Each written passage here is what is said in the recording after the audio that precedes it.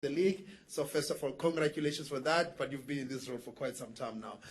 You're playing up against playing Golden Arrows on Sunday. Give us your thoughts, please. First, good afternoon to everyone. We're playing against a team that is top on the block, and any team who is there is just not by luck. It's a good team. They've assembled a team that plays football very positive. It's good organized. I think what looks good is that when they lose the ball, they have a certain pattern that the lines are very closed, and then generally looking into counter everyone. And in that situation at the moment, they look very successful on it. They have a certain key players that we need to look after, obviously. But in any team, with any structure, there's also a certain degree that you can always exploit in certain areas. But I think my respect goes to them. They have done so far a great job, and having assembled a team that really will go for honors, and if they can sustain that level. Obviously, they will put also the percentage of motivation into it.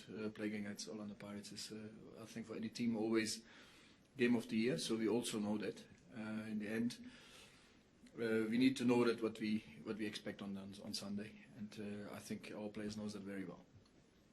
Thank you very much, Coach. Brighton, of course, it's an important game for you, for Orlando Pirates. It's another opportunity to obviously claim some silverware. Just give us your thoughts going to Sunday's game, please. Well, obviously it's a great opportunity for us to amend how we exited the MTN.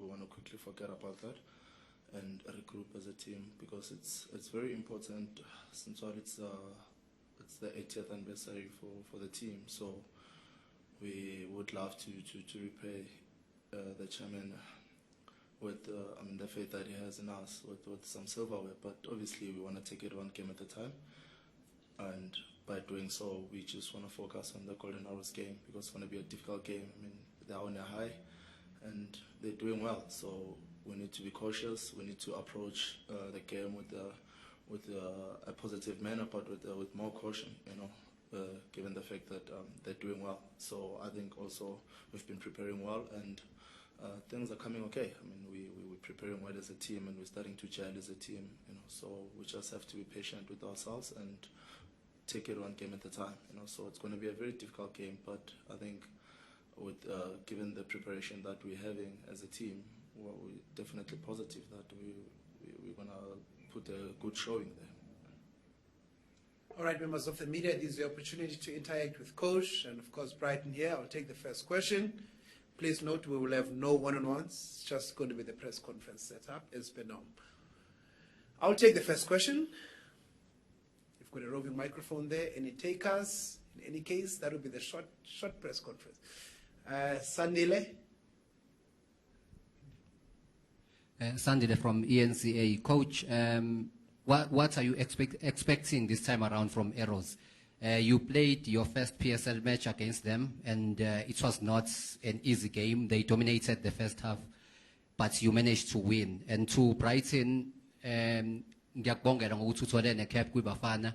Mhlambe yini ekusizile ngesikhathi ungadlali usebhenjini ekwenze wakwazi ukubuyela. Ngicela unginike i-response Brighton ngesizulu wena. Okay, Coach first and then Brighton. Yeah, I think this was also our best game that we played so far. Second half was, when I look back to the situation that we had, we played second half really the best performance this season.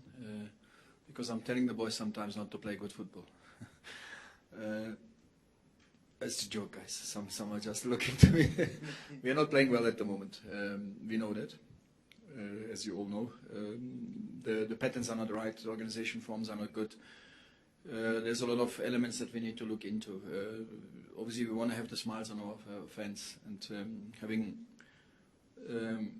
look into every game. We analyze every game in details, and also criticize very much. So the boys need to get used to that also as well, with being critics.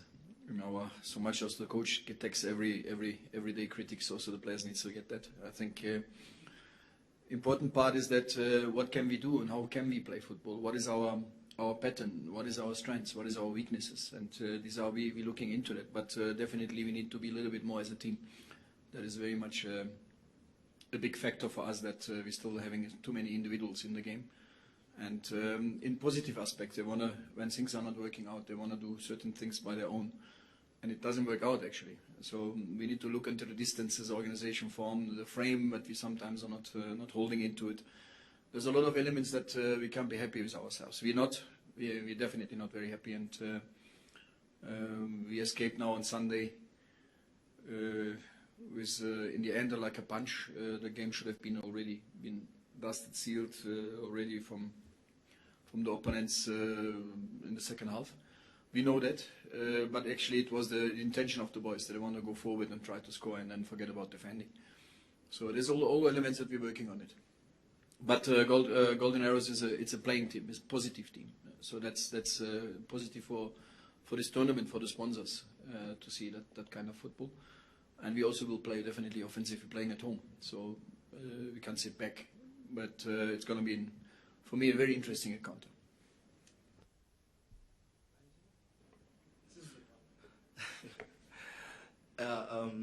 Ngiyabonga vele ukuthi ngibe ngalithola ithuba ngaselector, and bekunzima nje bengadlali, kodwa ngiyacabanga ukuthi kube kwangimotivate kakhulu ukuthi ngisebenze kanzima, ngisebenze ngokwekhandla, ngibuye ngizokwazi ukuthola ngisho i-call up. So ngithanda ukubonga ucoach nama-selectors futhi ku-national team, ngibonge no-coach yethu for the opportunity ahlezi anginika yona, ngoba noma bengadlali behlezi engikhuthaza ukuthi angiqhubeke ngisebenze kanzima. So namanje usaqhubeka futhi uyangikhuthaza. So ngicabanga ukuthi nje ukuya phambili ngisazokhula nami, and hopefully ngizothola ama-cap amanye. All right, Mark Stradom. Mark Stradom, Times Media. Mushin, if we just look at the structure you've mentioned, you've admitted you're not playing particularly convincingly, but I'm sure you're particularly disappointed at the structure of the team, particularly defensively at the moment. It's just, I mean, especially if we look at how your past teams, never mind Aces, but all your past teams have played. There just doesn't seem to be the gelling, and of course with a new coach we know it takes time and new players, but the gelling and the harmony on the field just haven't really been there. Just is there tension off the field? Is there anything that's contributing to it at all? Is there harmony off the field, because it doesn't seem to be transferring on at the moment? And how do you explain? I'm sure you're disappointed, I'm sure, by that. You said one thing that's very important.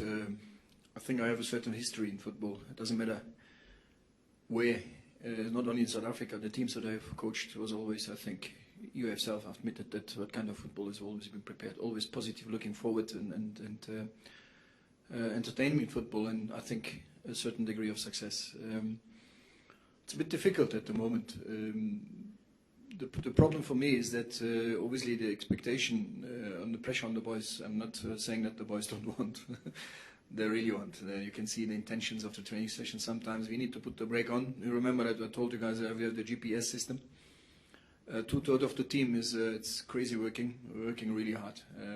We have 1/3 that needs to pull about his socks, and unfortunately it's like this GPS system is like this. You see what's happening in there, and you can see every player what does what, and obviously it has to come to a standard that some of us here in the team needs to pull, and we know that. And but with Orlando Pirates, even a draw is a loss.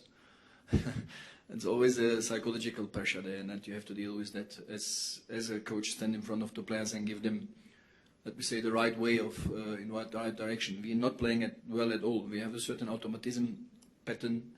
I wouldn't go that it's a defensive structure. I wouldn't go that because the defense cannot play bad and the midfield good, vice versa. So there's from us a structure when the moment when we lose the ball, we have a certain, everyone has to do a certain way to do, and so we are not happy with the structure being holded in some patterns, and so we're working on it. And sometimes you see here and there we're still getting one player in, one player out, but I also must say that players like Mobara, Played since 2 years now, completely through.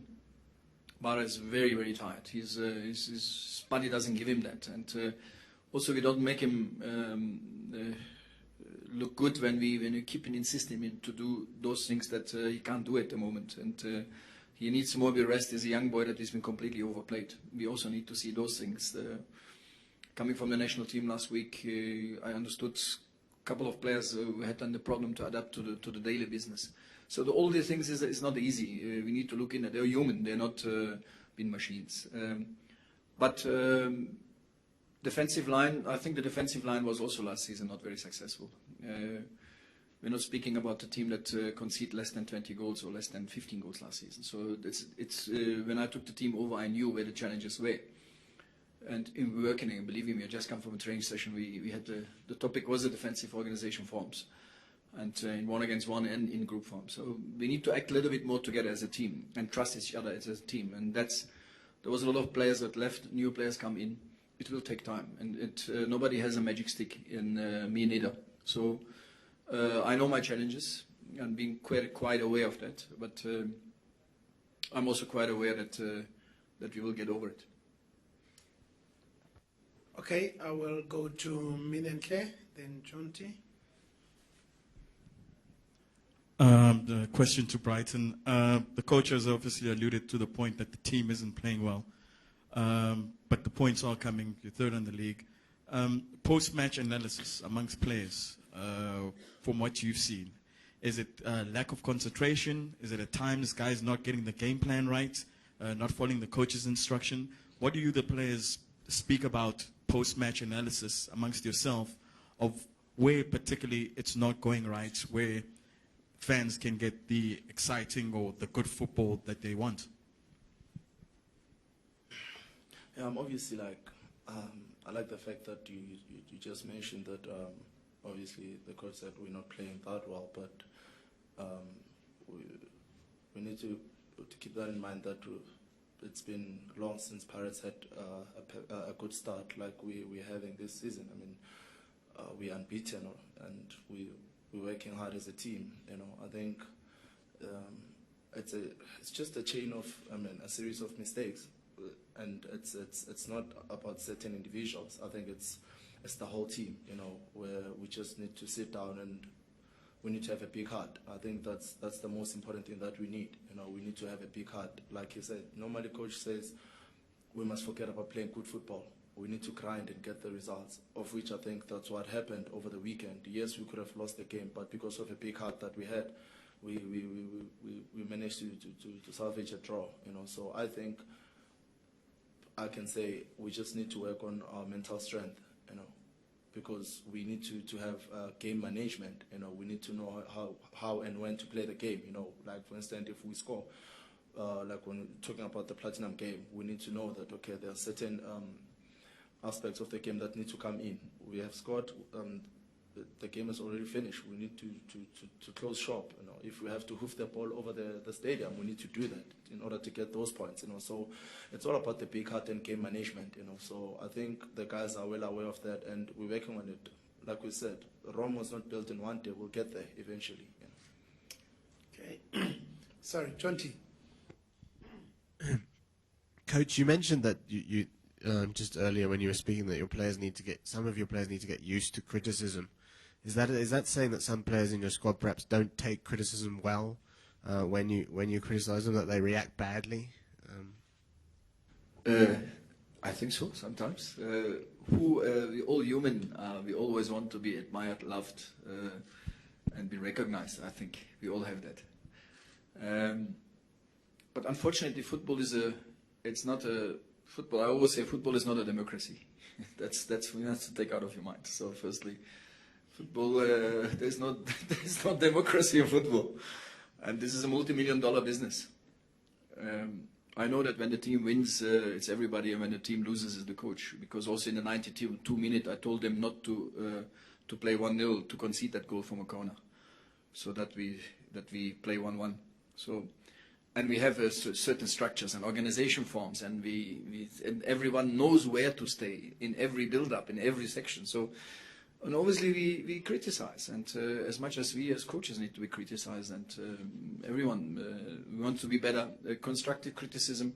Sometimes you need I think the criticism in direction of Brighton has made him to that what he is today. Suddenly. That is not suddenly, it is in him. But in the end, I think I was right to ticklish that little bit out. And there's some people you need to be criticized, some you need to take action. I think now suddenly he's there with his result, how he's playing, and that shows that maybe the 2 games helped it a bit to be outside, isn't it? So there are all elements. Football team is a dynamism living organ. You have, let me say, 30, or we have 33 at the moment, 33 own companies in there. And that's how football is. And so now you need to bring these companies together and to make one big thing there. And that's what the biggest problem is. And when you look to the psychological aspect, where we all come from, how many, let me say, years of youth development is being taught. So now I come, the one from Europe comes now, and it says to be every time the body needs to be there open, the body needs to be that done, and you need to move here, and the other one needs to move in that angle. So it's sometimes a bit, but we expect that, and the fans expect it. They're paying a lot of money to coming in, they're paying the last pocket. I saw that last week, how many people came actually to the stadium, and when we went to the garage and stopped, and the love what they showed us, it is just amazing. And we want to see them smiling. We want to put that smile on the faces, and that's what we all for. And but it will come. And it took me with Chief 6 months. I remember that they wanted to hang me in the highest pole in that time.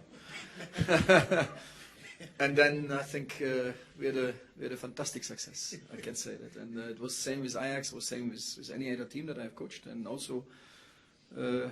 Sivasspor, Trabzon, whatever he will say in international football, always get back to the level. But in the end, is that what can the players do on the field, and that's and what choices do we have, and that's where we're working on. I think what I can say from my own experience here is that we have very positive boys that they want to learn, they want to put it in. But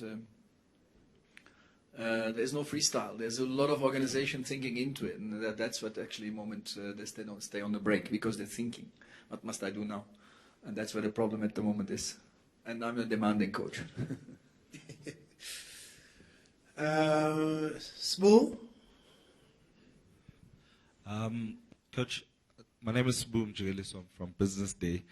When did you change your mind about the goalkeepers? Was it the errors, Ovono errors, or was Brighton going to get his chance at some point anyway? Good. Thank you for asking that question, but I think I have answered many times. Between that, when I took Brighton off, I think the next day always, I even told to him, you will get your back. But be professional. And what amazed me is that the way how he handled that. And I looked to his, so sometimes we coaches also been like that. If things are not working, you will be working harder. And that's the point. You will get to the point.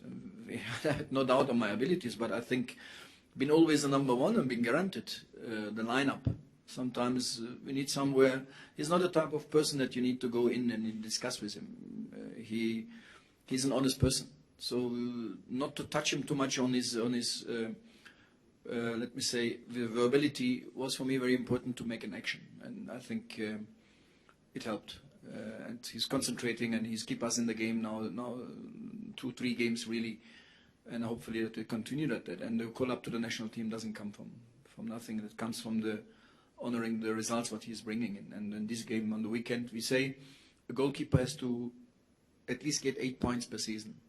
He must win 8 points, a goalkeeper.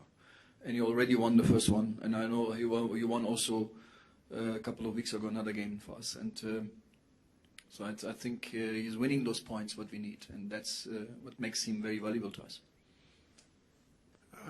Benjamin and then Billy. Coach Benjamin Yirenda Sokaladuma. Sorry, it's more or less like a follow-up to what Sbu just said. What have you done to, maybe psychologically or mentally, to Ovono, because he was dropped just soon after those mistakes? How is he coping and what steps have you taken? It's an important point what you mentioned. If he would have played the third time and made the same mistakes, his career will be under jeopardy. So you must reverse that a bit and see that on a different aspect. The medal has already 2 sides. And his body language after the second goal he conceded, it was just devastating, actually heartbreaking to the boy. He could say, I'm helpless. The body language, what I saw from outside. And obviously we had talks. And the next week he went to the national team and he played 0 at the back. He didn't concede 1 goal. So you can see in training session he's again back. He's laughing, he's smiling, he's showing. And obviously competition is going on, and we have also Jackson.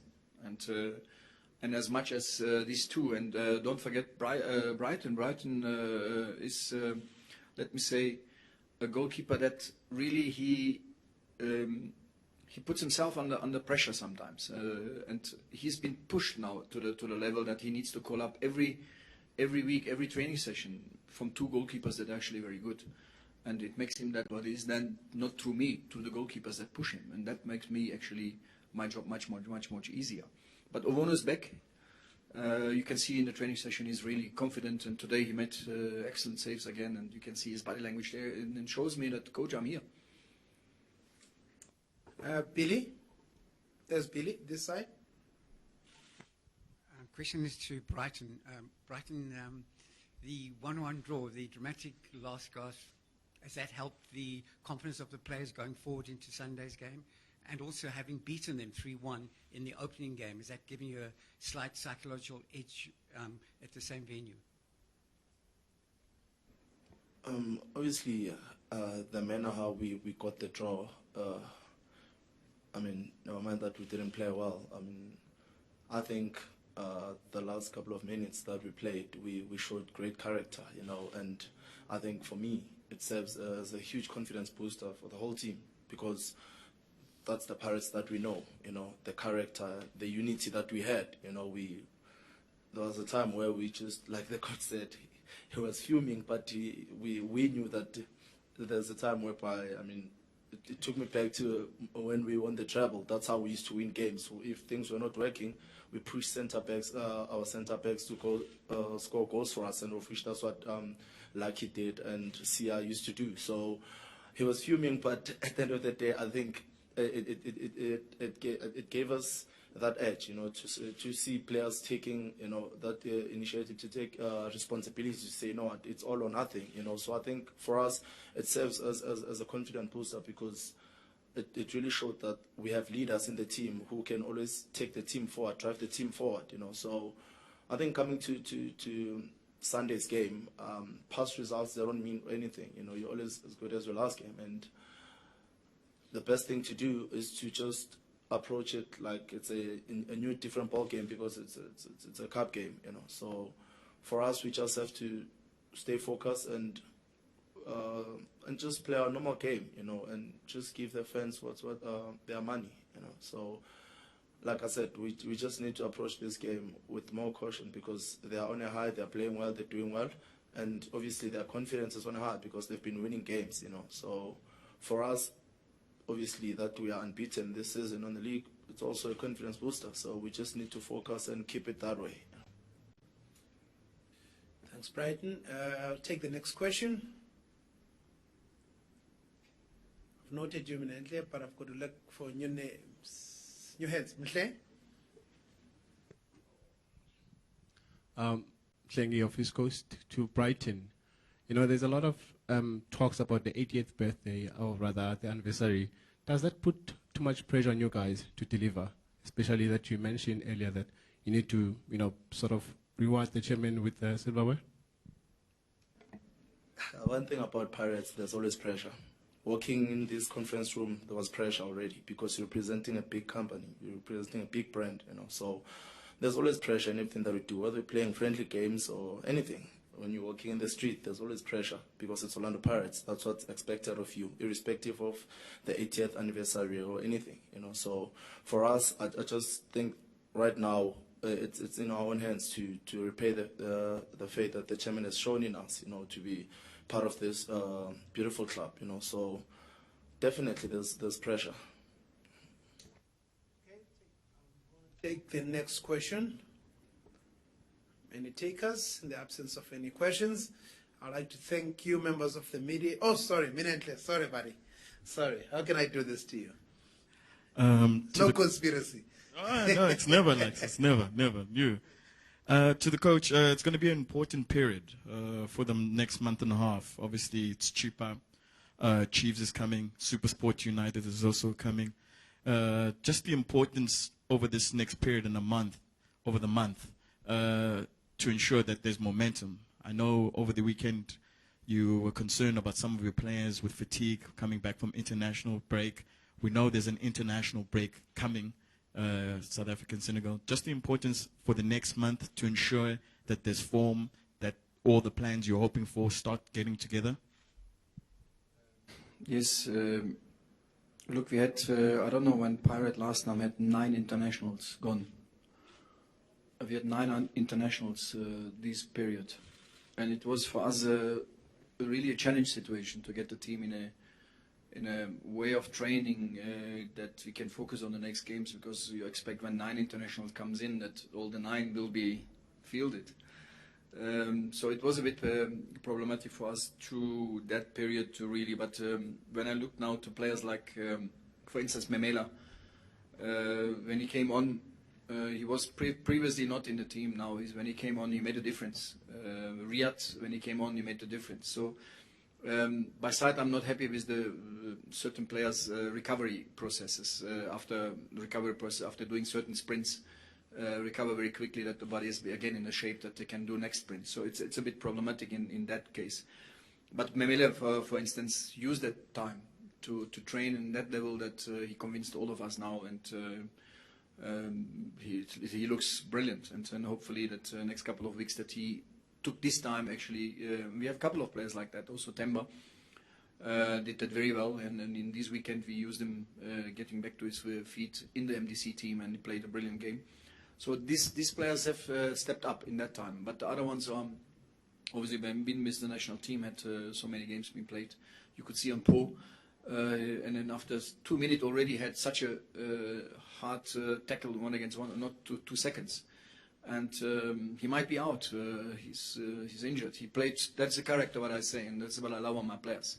And I ask him when I come to the side after 2 seconds, and says to me, no, I'm gonna eat. Don't worry about me.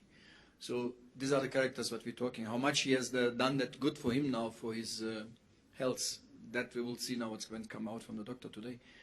But we have a couple of guys. Eddie Jima was, after the game, injured. There was a lot of speculation, so I don't want to get into that. Eddie was injured, otherwise he would have been in the team as well. He's still injured, so to take your speculations already immediately away.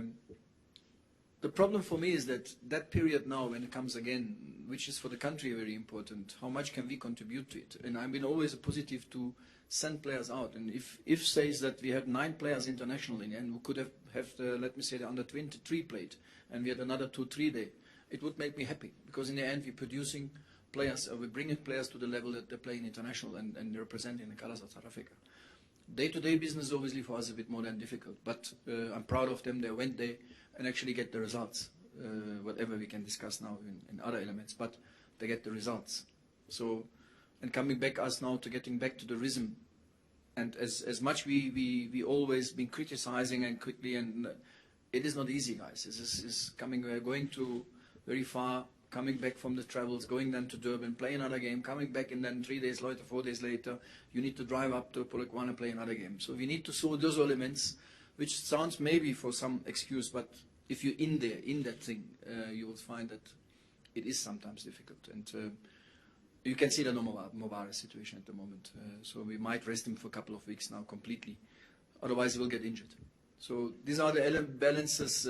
You don't know what we're doing in the daily business. It's only when you're on the field, you need to see the result. But the day-to-day business is actually completely different what you see in the picture. And hopefully that we can continue with that part that we develop players to the level. As I can see, like we have now produced a player like Justice Shabalala, which played for Free State Stars, but he's more stable now with us, and hopefully that is the next one who can show more glimpse in his positioning play, so that we can produce him to another level. That youngster is doing coming from Free State Stars, doing very well for us at the moment. By side we can discuss about patterns, but there are a couple of other youngsters are knocking on the door already, like Tertius at the moment. He was already banned on the bench now, 2nd time. He's knocking on the door from a defense love any moment. 20-year-old boy youngster that can any moment play for the team. So we're also looking into this department. But it's not that easy because you need to produce.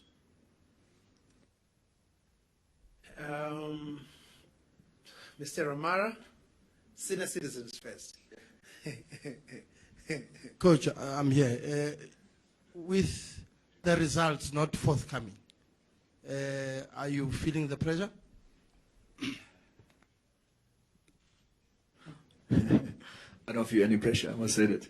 I'm too long in this business to feel after one result. Pressure is always there. You know what happened to my country now, that happened now in Turkey? Are you following that they were yesterday they went into Mosul and people dying. They try to get the ISIS. That's pressure. In the end, you need to get results. And I've coached now, I think this is my 7 or 8 big team. So I think we can handle that. It's only sometimes it works out, sometimes not. We also know that. But from my side is that I will do everything. What is in my pressure?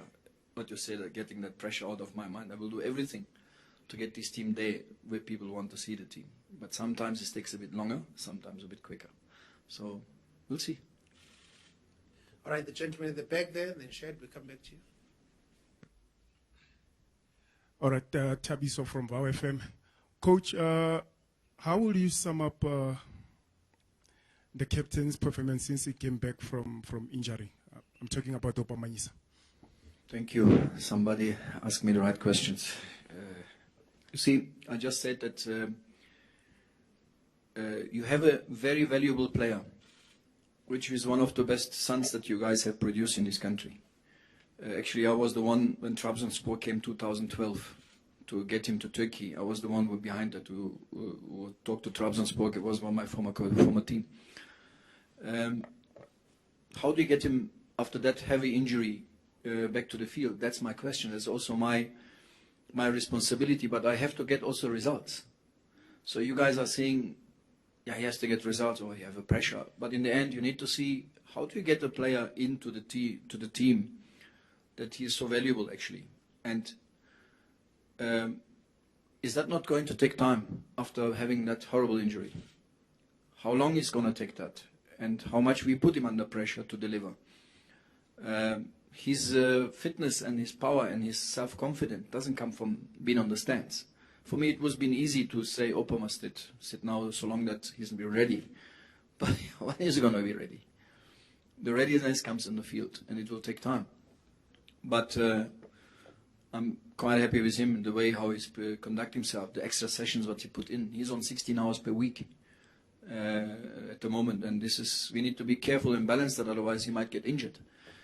There's a lot of other elements that we need to look into it, but I'm very happy with him, and he's for me, one of the really great players that I've ever come across with. But he needs a bit more time to get his dynamics back. He is not dynamic. He plays in a certain same movement, not sometimes less and then sprinting into it. So it's a bit same level that he plays in through 90 minutes. You also see that I don't take him off. It can only get better and better and better, and hopefully we set the target to him around November. He calls up that, but we know him, and I think he's getting close. He's putting his leg in 1-against-1 situations, in danger situation also in. He doesn't track it back. So also in psychological aspects, and I take my time to explain you to that. I think we have time today. But this is for us a very important point, and how many other options do we have to lift our midfield game, because you're all saying the defense is not good. I think the defense is pretty solid. But how is this defense, the wingers and the front line helping the defensive line when we lose the ball? That's the whole the combination of it. And this has to be seen as a picture and not as individual part. The defense is bad. But where's the midfield? How does he help the defensive line? All these elements, we need to look into it. But I'm happy with Opa. Chad? Coach, I know the club will probably give an update later this week, but at this point, is there anyone not available or perhaps doubtful for the game on Sunday? Yeah, a couple. Today, Tendai, he has under patella a problem. He was just like jogging and he went back again into dressing room. And then Tabisi Kutumela, we had a 1-against-1 situation today, defensive line against the striking line. you don't like to play against Siki, it's Nyauza. So I think that was a big challenge there. And he looked at, they were carrying him in the dressing room. I don't know what happened there. It looks like hip flexor. We'll see, because he wanted to shoot and Siki let his leg in.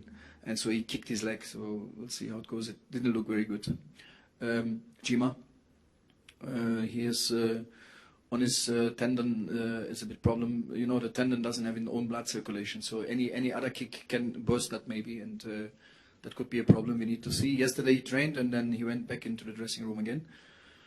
Shitole, which is the most painful at the moment for me, that because we need to have more options in the midfield. And Shitole is on a very good process. Hopefully after Chiefs game he will be ready for us. That's the injury, so yeah. Mitiani, forget Mitiani, the one where we get this in the new season, the winger.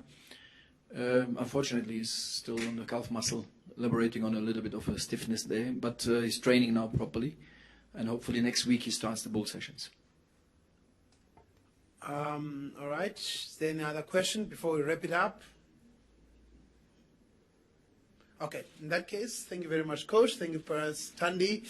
And thank you, Brighton. And thank you, members of the media, for being part of this press conference. We will see you on Sunday, 3 o'clock at Orlando Stadium. Thank you very much and good afternoon.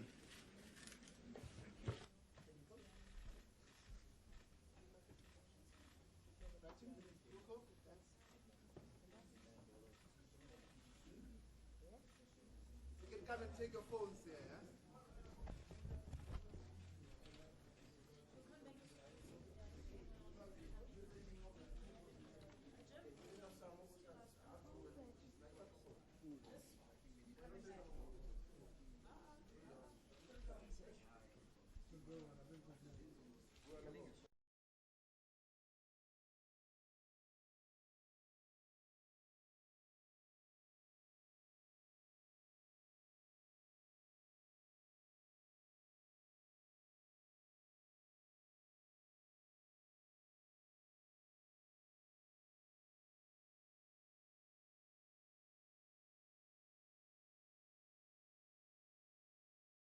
Stage. And can you also just clarify, you said your last game in South Africa was a 3-3 draw against Chiefs in the Mainstay Cup. Was there a replay after that you missed? Just how did it end 3-3? And Well, was that before you went to Austria? Well, let me tell you the story, actually. We played them on a Saturday afternoon at the Rand Stadium, and in the 90th minute the score was 3-3, and some of you will remember this, or you can Google it. There was a corner kick and Andy Stanton headed a ball into the goal, and we actually won the game 4-3. The linesman stuck his flag up for offside or something from a corner kick, I don't know. Anyway, there was a replay, and at that time Joe Frickleton was so mad. He said, well, if Kaizer Chiefs want it so badly, we'll play you in Soweto. And of course Kaizer said, okay, come and play us in Soweto. And of course we lost 2-0. So yeah, they beat us 2-0 in the replay. Coming back to your question, Mark, I think, you know, taking over with four games into the season, I need a little bit of time just to sort them out. But you know, as you know and I know very, very well, there's not much time in football. Coaches are expected to try and win games and things like that. And I think it's been very clearly set out. You know, our first priority right now is we've got a short-term and a long-term plan for Highlands Park. Highlands Park want to be one of the great football teams in South African football, and they can be there. But you've got to start walking before you can start crawling. And I think the most important thing now is for us to apply ourselves properly, make sure we remain in this league, try and challenge for a very good position as high as we can, you know, without putting anybody under pressure and the players under pressure. I think they're a team that can finish decent in the league. And, you know, the next season will get better and better and better. You can't just become, you know, I've heard a team that got promoted say they're going to win everything. You know, it's very difficult to do that, and I don't think it's going to happen. You know, we will do our best. The Telkom has been good to me. I think I won the Telkom 2 years ago. Was it 18 months ago or 2 years ago with Super Sport? So hopefully we can, you know, the Telkom and Cup competitions are really an opportunity.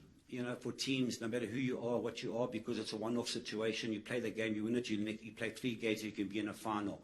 But we'll obviously be looking at this to do our best. I don't go into any games not trying to do our best. We want to try and win things and try and achieve as much as we can. And the Telkom will be no different. We'll go out there and do our very, very best. We're playing against a very talented team that's on form at the moment, and we know how they like to play. I think Dan's done a great job with the team, and it's going to be a difficult game. But we'll look at this as an opportunity for us to get behind us and try and win our first game and go and see who the draws and try and get our names in the hat.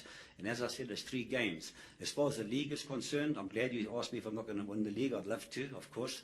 I've always been a type of coach that wants to win and believes that we can win things, because it's not a belief, it's not a dream. I've actually been there and done that. I've had a team like, for example, Santos.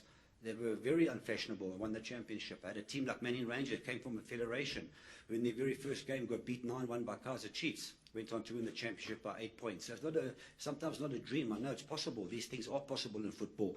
If you can get the right mentality of the players and the belief of the players, understanding, and they work very, very hard. So I'm not talking out of my head. As I said, I've done it, So I'm not saying, please don't say I'm saying I'm going to win the championship. I think Highlands Park will be a team that will be challenging in the years to come. It'll take maybe 3 or 4 years to get to where we want to, and each year progress. But as I say, we're starting off with the Telkom, and we're looking forward to that. It's a great opportunity for the players. It's a great opportunity for everybody, and hopefully we can do well. All right then. Sorry. Morning, everybody. Veronica from SABC. This one goes to Coach Gordon. What are your goals, Coach, in terms of moving Highlands Park forward?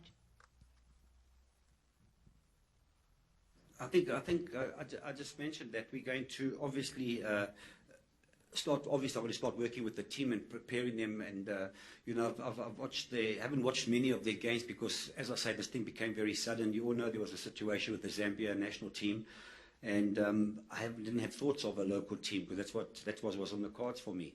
And because Lunga, the president of the country, decided that he would like to have a local coach, although I was employed already by the Zambian national team, they had offered me the contract. It had to be, because of Lunga, I had to make a decision. And I think everything happens for a reason. I'm very, very happy that the way things have worked out now. As far as Highlands are concerned, taking them forward, I mean, we as I say, we've got to my first training session this afternoon. I've got to, as I say, I know the players, but knowing players and watching players on TV on a regular basis is not the same as working with them. Sometimes you can watch a player and you think, sure, this player is really a very, very good player, but there's so many shortfalls when you start working with them.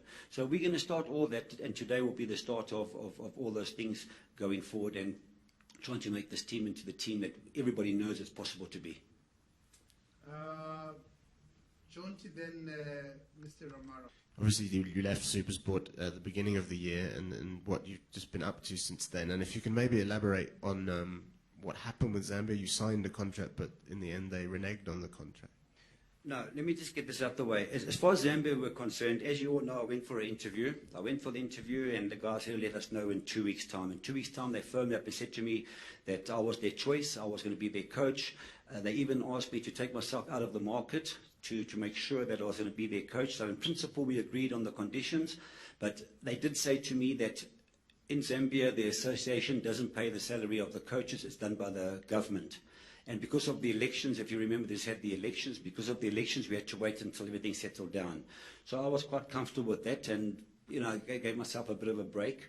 And in the interim, there were 1 or 2 situations for me, but obviously I turned those down and just waiting for Zambia. And then getting closer to the first game, the correspondence between the two were, yes, we still want you to come, but we're waiting for the government to sign. A Minister of Sport hasn't been put in place yet, etc., etc., etc. And this went on and on and on and on to the stage where eventually I had to say, listen, if you don't make a decision before this game next week, you can cut me out. And that's exactly what happened. It's the president of the country, Lunga, decided not to sign the contract and that he wanted a local coach. So that's what happened there. And how long is your contract with Highlands? My contract with Highlands is for 1 year with options going forward. As we say, we want to make sure that this season we focus on what we have to do and get the team into a situation where we can, and then we can start talking about the future going forward. Romara, then Chad. Just to the Kapini, as Highlands Park, this is your first cup competition in top flight for you guys.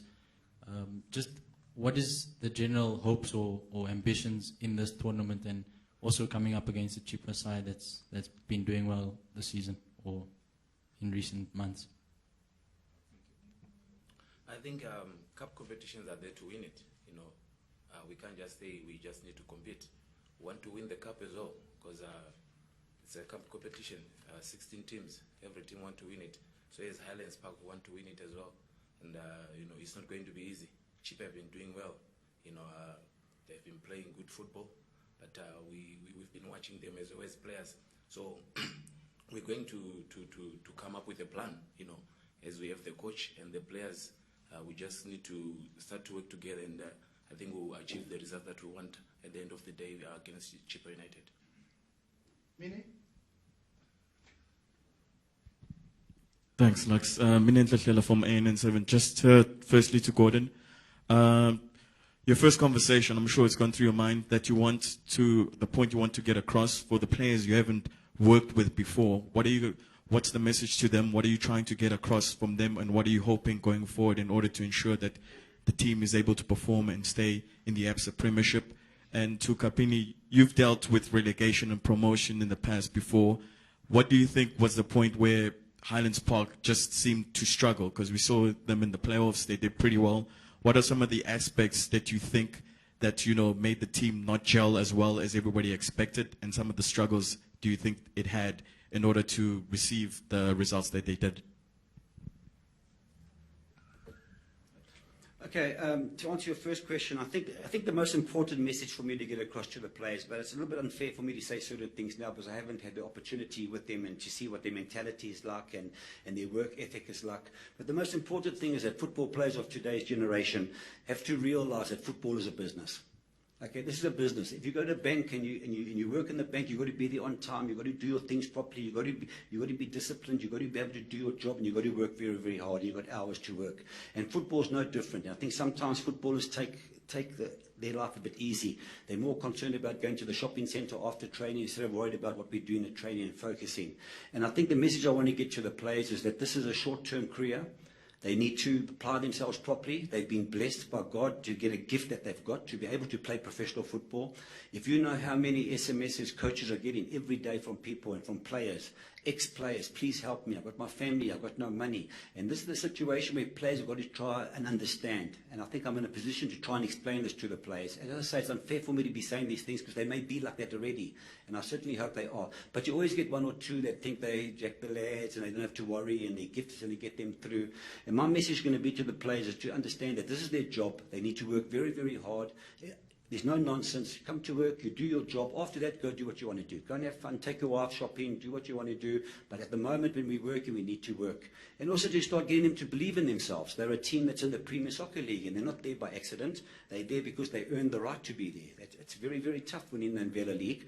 It's a tough situation. I mean, Cosmos can tell you that. Cosmos with a great coach, a great personality, up and down. It's very, very tough coming up and getting down again, or whatever the case may be.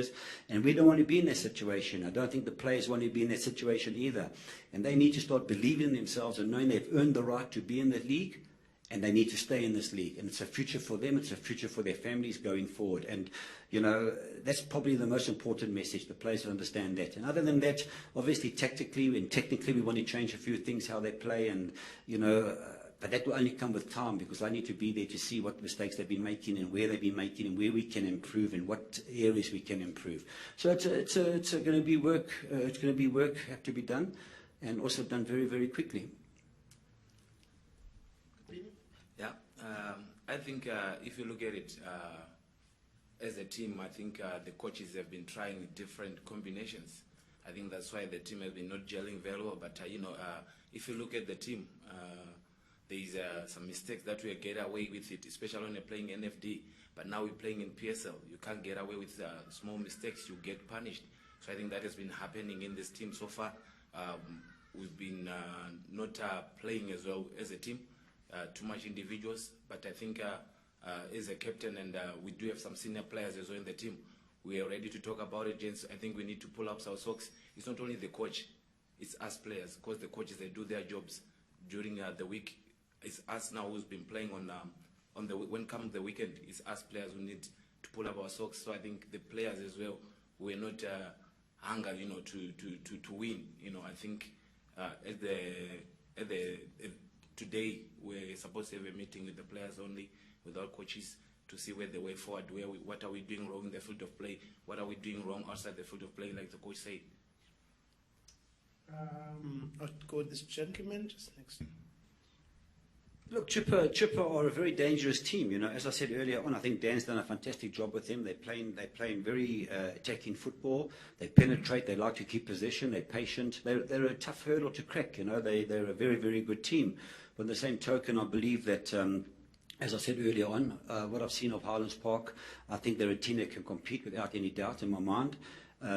Obviously, you know, as I said earlier on, the Telkom or not only the Telkom, but any cup competition is only 4 games or 5 games you're in a final, and it's an opportunity. You know, sometimes it's very difficult to win trophies.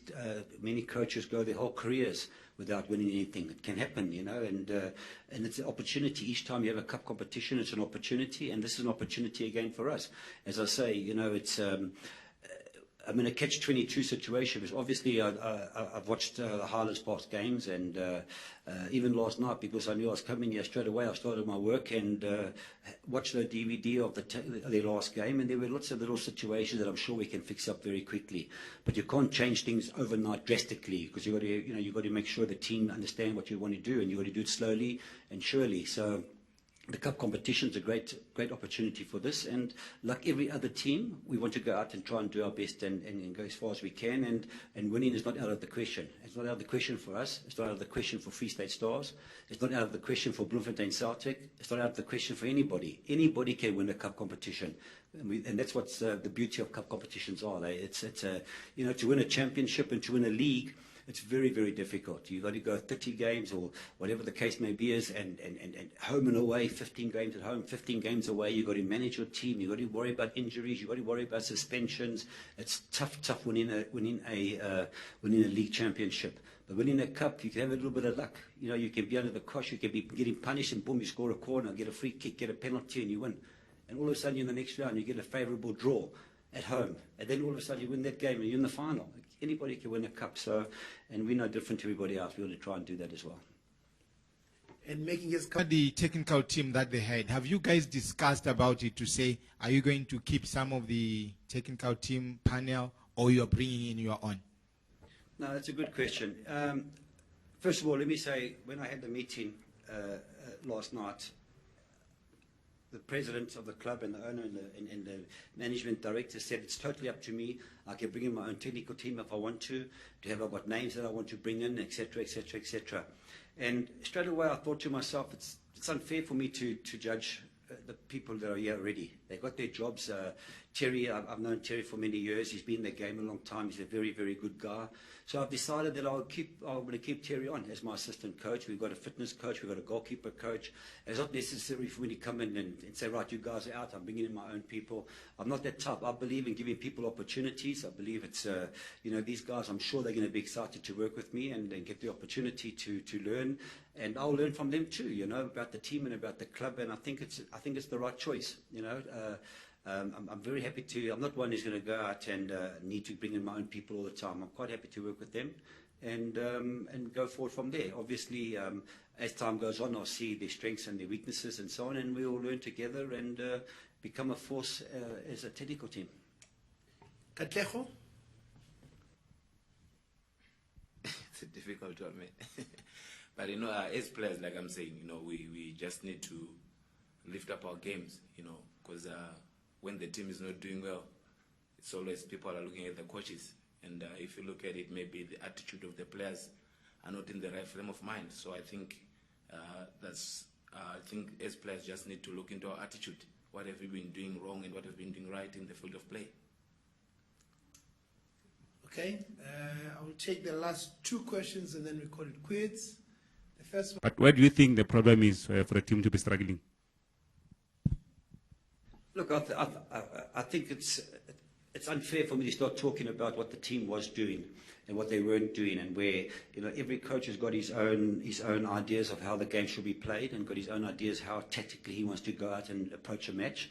And there's no right and wrong in football. There's no right and wrong. It's either you're right or you're wrong. There's nothing in between.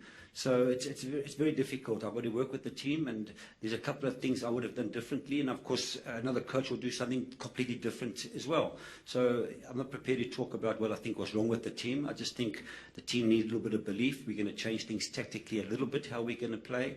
The formation, how we're going to play. There's, as I say, there's no right and wrong. When you win, it's right, and when you lose, it's wrong. So, you know, I need time to work with the players and see the situation, and then decide. I've got a good idea of how I want to do things. Obviously, you know, you can't play a certain way if you haven't got the players to play that way. You've got to also play to the players' strengths. You know, and that's why when a coach buys his players, he knows I'm buying this player because I want him to do this particular role. I'm going to get this player because I know he can do that particular role. If you haven't got those players and you try and ask another player to do that particular role, it's not going to be good. So you need to play to the strengths of the team that you've got. And I will get to know the strengths of the team, and after 3 or 4 training sessions, working with them, I'm going to be able to see and then make a decision on how we're going to play exactly. All right, who gets... Latest challenge that you have now? You know, sometimes a club can have an objective. I've always had one objective, and that's always to win things. I've tried my utmost. You know, when you... In 1996, when I won my first championship with Manly Rangers, when you get that feeling of winning a championship, you don't want to stop. It's the most wonderful feeling. And then, of course, when you won it with Pirates and with other teams, you know, you just get that you either got that or you haven't got that, to fight for something and believe that you can do it. And as I said earlier on, you know, a club's objective might be to remain in the league. My objective is not that. My objective, I've got my own targets, and my targets are fairly high, and obviously realistic as well. And I'm not suggesting right now that Highlands Park will win the league this season. We've got a big fight on our hands to survive, and then get first priority is that, and then our next priority is to finish high as we can. But our aim in the very, very near future, I would say, would be to challenge for the championship. Because I'm not the right coach if you don't want to challenge for the championship. If you just want to be the also-rans and say, well, we need somebody to coach the team and just make sure we survive, I'm not going to be happy in that. I don't want you to survive. I want to try, and I think Larry and the directors are on the same page as me. We all want to have that kind of ambition, and I think that's how it's been, you know. And most teams, unfortunately, when I'm employed with them, they just think they're going to win the championship. It's not easy to win a championship. It's very, very difficult, but that's what we try to do all the time. All right, Gordon, the lady from ENCA would like to ask you to just say a few words on Mamelodi Sundowns, in the Champions League final. Okay, I think, first of all, I think a huge congratulations must go to Sundowns. Patrice Motsepe, I know when I was coaching him, that was his dream, to do well in Africa and always to become the best in Africa. And he's done that. Well, he's 90 minutes away from doing that, and I'm so happy for him on a personal point of view. To Pitso Masamani and his team, I think he's done a fantastic job. It's not easy. It's not easy playing in Africa. I think a lot of you guys have travelled with the teams on many occasions, and you've seen the difficulties of playing in Africa. But I think they're a great example. They've set a great example for the rest of Africa in general. That you can go out there and achieve something. They wanted it badly. It was Patrice's dream to win it, to get into Africa, and then to win it and be the best team in Africa. Not only the best team in South Africa, and he's about 90 minutes away from that. So well done to them up to now. Don't take things lightly, because Cairo is not an easy place to go. It's very intimidating, but I'm quite confident that Pitso will do exactly what he has to do and get the result done, and they'll be the champions of Africa. Gordon, just on a lighter note, just one last thing on a lighter note. I mean, I know that you've been out of the spotlight for quite some time. You can only do so many fishing trips, you know what I mean? What have you been busy doing in the meantime, just between then and now? No, I've just been really chilling with my son. I've got a 9-year-old boy, and I've had, you know, it's the first time in the last how many years I've been able to spend a little bit of time with him, and it was fantastic. And as I said, you know, I wasn't rushing into anything. I wanted to take a bit of a break, and I've had that. I'm refreshed. I feel good, and I can't wait to get my tackies on and get out onto the field. I've missed the game, you know, and I'm really, really looking forward to that. All right, thank you very much, Gordon. If I could just add one more thing here, please, guys. I know it's news with Neil Tovey. I just wanted to say, on behalf of all of us, that our prayers must go to Neil. We hope he recovers. We know he's had a tough time at the moment, and to his family and to his friends and all the colleagues he has around South Africa, just please pray for him, and let's hope that he pulls through. Thanks. All right, great stuff, Gordon. Thank you very much, members. Gordon, to Larry, to Sinki, and Tapini, please. Right. Good morning, good afternoon, members of the media, and of course.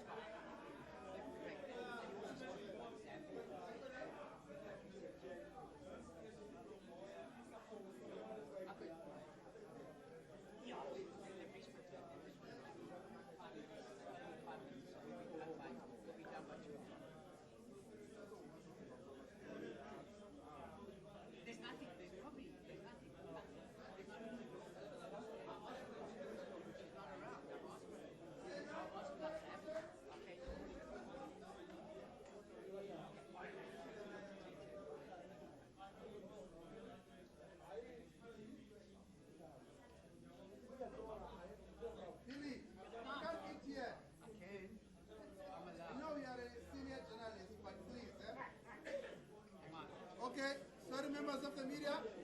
Sorry. Sorry everyone. Hello. Sorry ladies and gentlemen. We'll start as soon as Bill is finished eating. Having my lunch. You're interrupting me, man. Come on, lunch. I had to do that to you.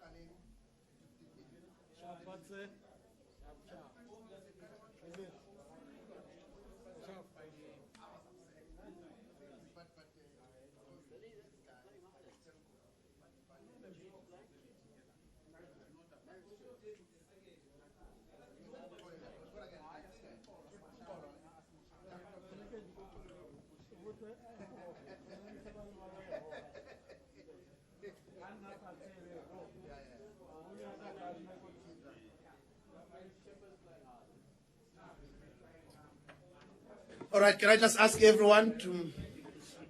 Okay, Billy, I thought we were going to wait for you to finish your meal, but we can't because you're taking forever to eat, you know?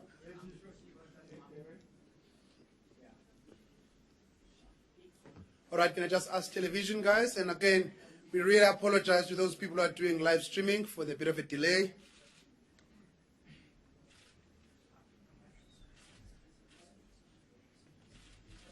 I've got to...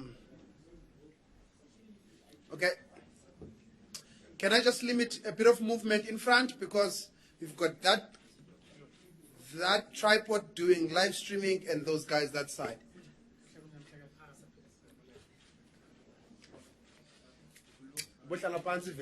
Please.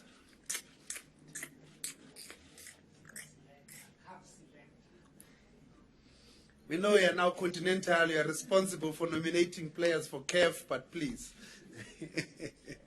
Okay, seriously now. Good afternoon, members of the media, and once again, welcome to the last press conference of the day. Coach Steve Kompela is here, together with George Lebisi. They are obviously representing Kaizer Chiefs. As you all know, that on Saturday, Kaizer Chiefs will be at home up against Maritzburg United in the Telkom KnockOut last 16 match.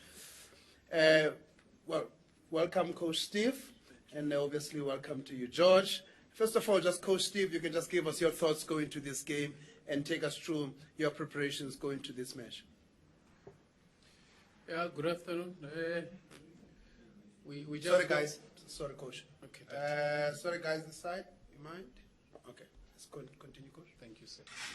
We just got back from our first session after the match over the weekend, and we'll be going again for the second one as part to our preparation. And we have up until Friday to finish off whatever business we have to take care of. And Maritzburg, we know how difficult it is. I think, as George was saying earlier on, it's going to be one of the most difficult matches ever. And you know how it is. Knockout competitions, it's all or nothing. Without putting too much stress or pressure on ourselves, we understand it's not going to be an easy one, and we're preparing towards that. We played them already in the league. We've seen them. We know the profile of the coach, the profile of the players. It's just for us to go out there again, deal with the threats, nullify any threats, and try maximize on our strengths. And also take advantage of the current momentum we're holding, and hoping that we keep yet another clean sheet and take a bit of those chances we get and try get to the next round. It is very important. Knockout competitions, whereas the Chiefs, they are more of must-win matches without putting pressure on ourselves, but it's a match we need to win. George, a very similar question for you. Just basically the preparations going to the game, and obviously the fact that at the moment Kaizer Chiefs obviously has been winning a number of games lately. Just take us through the mental preparation and obviously the thinking going to the game on Saturday. If you can switch on your microphone, that would be good. There we go. Good afternoon, everyone. It's going to be a difficult match. Like the coach said, we've already played them, so they're going to come hungrier. We have to match them on the day. So I think with the players that we have, whoever gets the opportunity on that day will represent the team well. All right, members of the media, this is the opportunity to ask the questions to Coach Steve and, of course, George, who is here today. The microphone is there in the middle. I'll take the first question. Please note, we'll have no one-on-ones as per normal. Shapalala. Coach Kompela.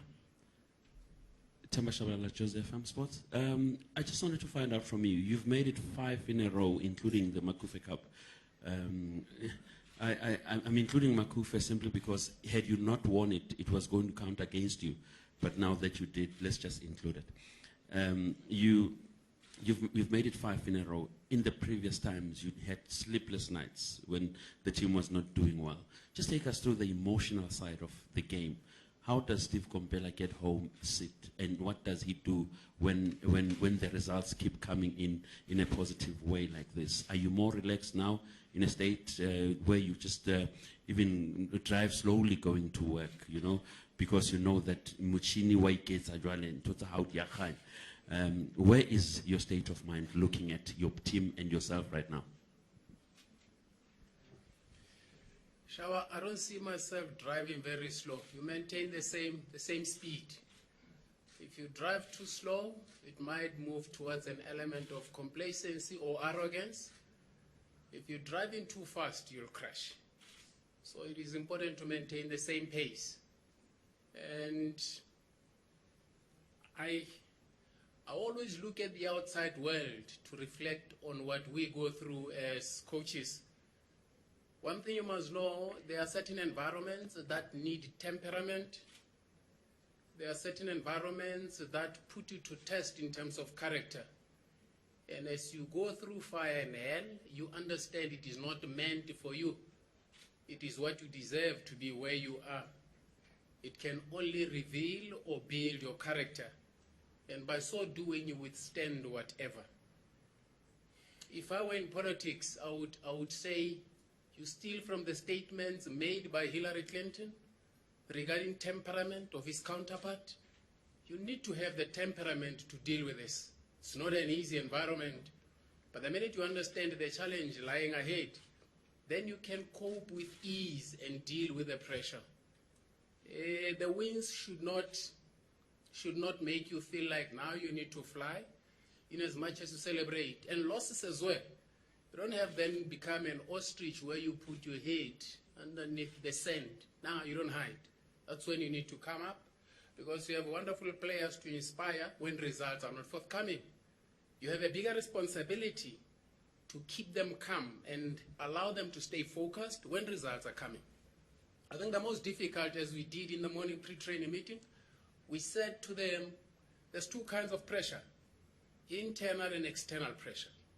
When everything is okay in-house, we get in results, you tend to get complacent. And getting results at Chiefs means you ease the pressure from outside. For lack of external pressure, then becomes internal pressure. In absence of enemies, brothers and sisters get up in arms, they fight amongst each other. So because there's no pressure from outside, then it starts to cook from within, which is what we have been appealing for. Stay focused, stay together, team spirit. Lack of external pressure must not create pressure from within. I think that's the most important. But when there's pressure from outside, then you clap together, you get stronger. And a reference to such, there are so many pictures you can draw from. Even in the past in South Africa, when we had pressure from outside, we were more together. But as soon as we dealt with the pressure from outside, then we were up in arms in-house.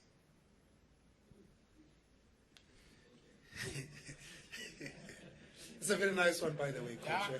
It's very nice. Depending where you want to drag it, I didn't say anything. No, it makes me think as well. Anyway, ladies and gentlemen, that is quite simple English, actually, but just deep, needs you to think a bit. Sandile? Sandile Mchunu from ENCA. Coach Steve, ngesizini edlule nifike kwi-final nahluleka nishawa i-Sundowns, sonke siyazi ukuthi history leyo. Ngabe lokho kufaka more pressure kuwena ekutheni le cup nakanjani this time uyayifuna noma usajabula ngokuthi nihamba kahle kwi-league? And kuwena George, so far wenze kahle and sibonile you gave a man of the match performance nge-weekend. Mhlambe yini eye yenza ushintsho njoba nibe ne-slow start futhi nakuyona le season, and yini esisangayibheka going forward in both English and isiZulu kuma responses wenu? Ngiyabonga. Well, incindezi ihlala ikhona Sunday. Uyathanda or awuthandi. And ukuthi last season sifike ku-final, it was a beautiful thing. And uyafisa this season ukuthi Nkosi yami, I wish singafika kuleya final, but this time siwine. But i-knockout competition khona iqalayo. If bowutake imi last season ukuthi Steve ufuna ufika kuphi, maybe I would give you a different answer. Now, it's only now la umuntu ujabulela ukufika ku-final last season, but then bowuzothatha ke imfundo uyithole phaya uyisebenzisa ukuthi Nkosi yami masiwine ke kule. But ke kuzomele kasithembele kule nqubeko sikuyo ukuthi i-team lokhu ibhizi yawina, and nabo abadlali kunama clean sheets abalokhu bewakhipha, so sifuna ukuqhubeka ngayo yona leyo ndlela and hope ukuthi siya ku-round elandelayo. But there's still a long way to go. You still have 2, 3, 4 other matches to play before fika final. But ke uyazi at Chiefs, the pride at Chiefs is to win trophies. So hiyo ke incindezi esihlala sikuyona, but umele kuyamkele uphile nayo. Impilo engena incindezi ayinanqubeko phambili. George? In terms of the players, I don't think there's much that changed. Sorry, George. Okay. I think sisasebenza kanzima. Ama results bewangekho ku first few games, so our performance is still the same. So we're just converting our chances last watol in my game. So that's why our result is.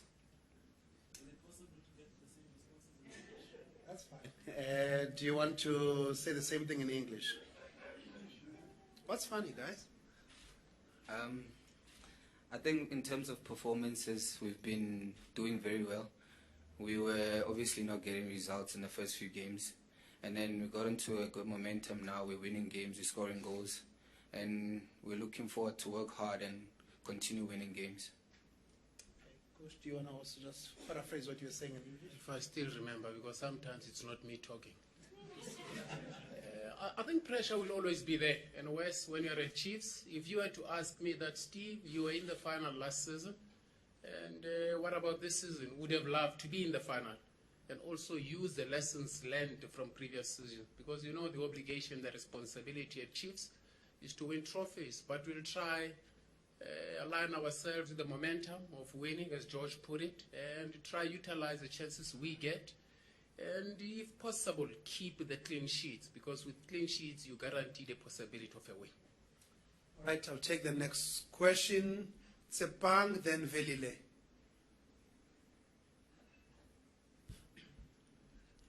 Tsepang from Sowetan Sunday World. George, I think you've scored 2 goals this season. Will there come a time where we see a consistent George Livesey performing throughout the season? Because I remember last season you mentioned how you want to be, you know, sort of winning those individual big awards. And to Coach Steve, are you happy, relieved that you're actually going into this Telkom KnockOut on the back of some good form? Because when that MTN 8 tournament started, you know, things were still a bit shaky at the team. Yeah, I think it's every player's wish to be consistent. I'm looking to be consistent, work very hard together with my teammates. Most importantly, if the team is winning, then me personally, I'll be happy. But obviously, I would like to contribute to that. I think one other thing Tsepang George did not mention is that he had been doing very well, even previous season, up until he got injured, unfortunately. And it is the worst nightmare for any player, more especially who's on form. And when you get injured, somebody steps in, they perform duty. It gets a bit difficult for you to get into the team, get into the same rhythm. But I hope he stays injury-free. He's a hell of a good player, and he's focused as this. He's doing well, and we know in George at any given time, you can get goals. And okay. With regards to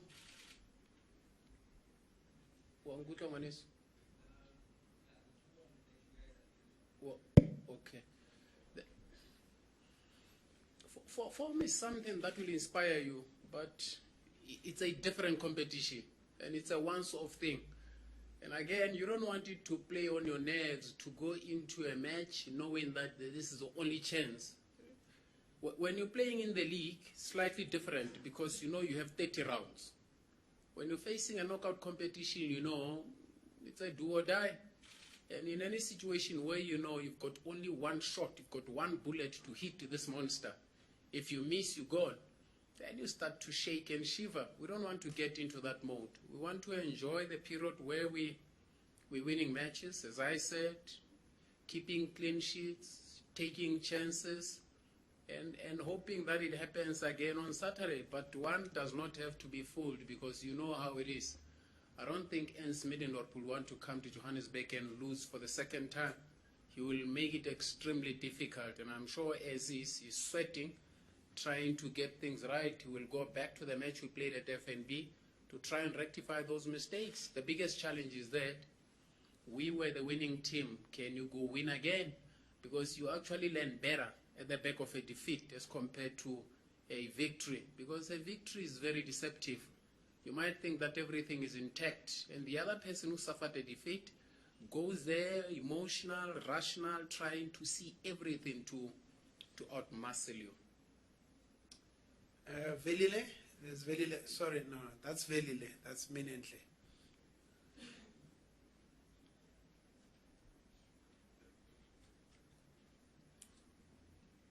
Noted you mean it, but I just need to rotate a little bit. Yeah, Coach, you talk about clean sheets, and you look at the 4 games in a row that you've won, all clean sheets there, and you look at that turnaround, also we have to reflect and say it's also inspired by some of the changes that you've made.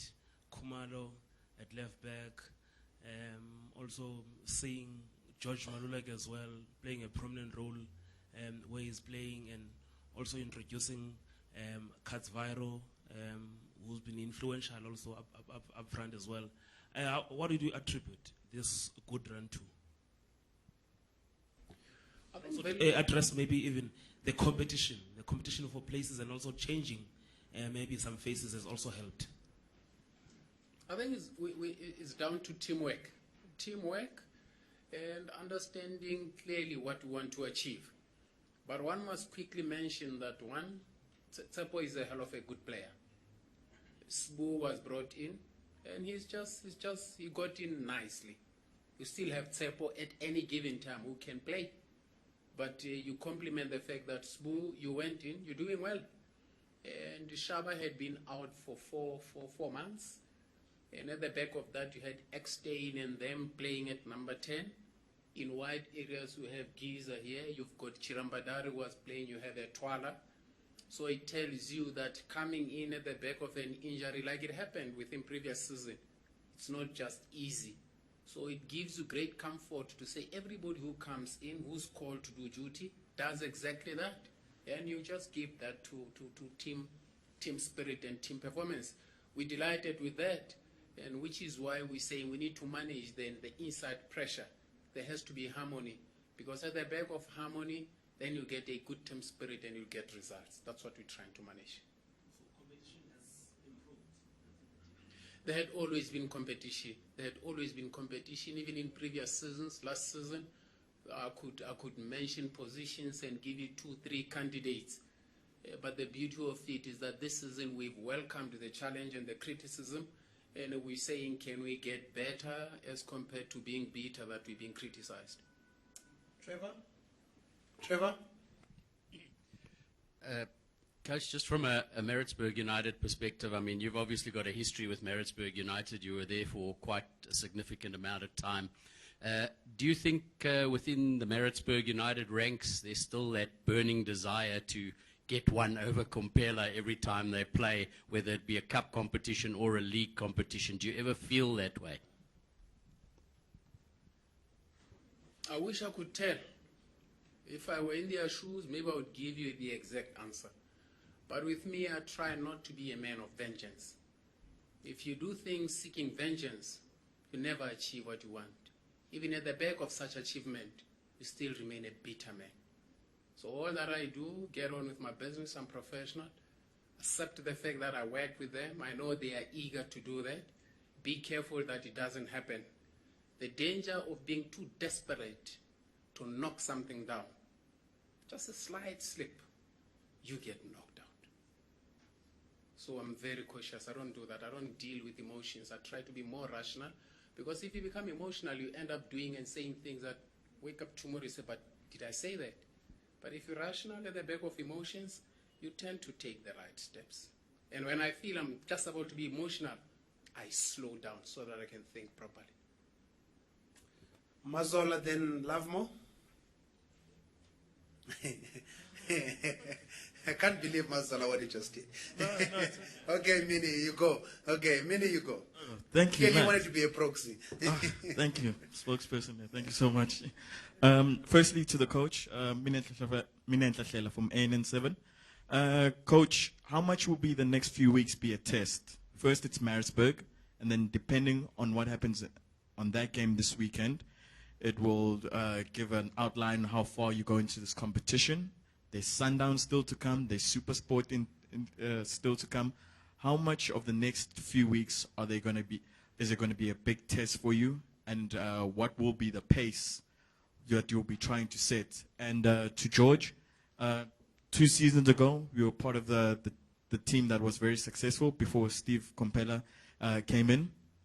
With these last 5 games and these victories coming in and the points coming in, how much are you seeing the confidence within this team and the belief now compared to the team that won the league 2 seasons ago? How much of that do you see starting to grow within this team, especially due to the 5 performances. Thank you.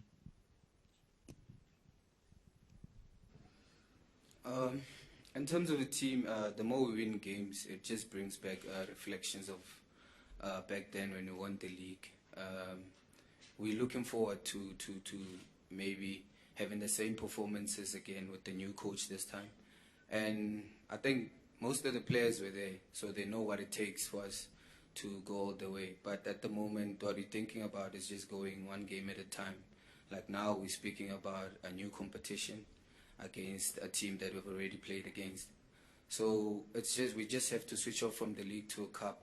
It's a once-off thing, and then we're looking forward to getting back to the league and continuing a good run. Meaning about tests.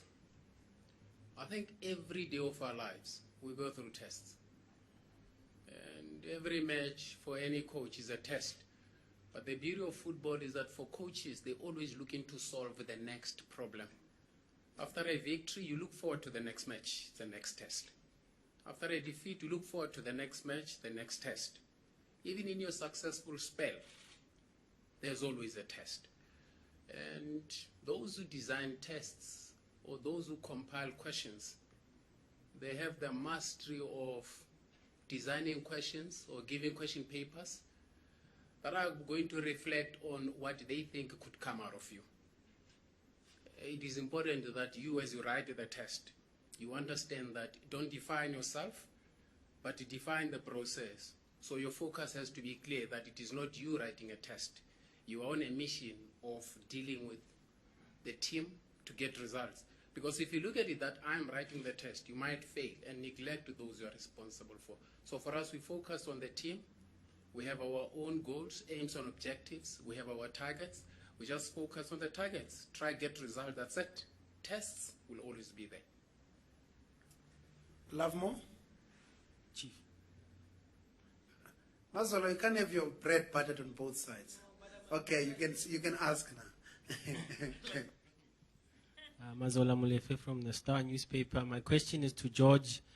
George, obviously the coach spoke about how your previous season was cut short in terms of injuries and you not being able to get back to your best because of that. But when the season eventually ended, how did you reflect on that? The things that you thought you could improve on, work harder on to help the team improve as well coming into the new season. I think I'm working very hard with the new fitness coach to strengthen every part of my body that I've had a setback on last season, to just try and avoid injuries as much as possible. Sometimes it will happen, but like my groins and muscle injuries, I'm trying to ignore and just basically work hard on them so that they don't come back again. Because last season they slowed down my momentum. So this season I'm more wiser. I know what happened, so I took what happened last season to this season.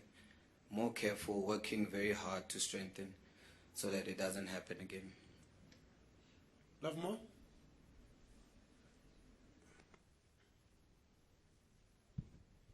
This one is for the coach. Coach, it's the start of yet another knockout competition that you obviously ultimately expected to win, just like any other knockout competition. How is the fact that this competition starts at a moment in time when you're sitting top of the standings and you're enjoying good form? How is that playing out psychologically for you, towards your dreams of, your ambition of obviously wanting to lift your first trophy for the club? I think it's the same, Lovemo. You take one match at a time. You understand that, we are in a good space. We've been getting results. The team is confident.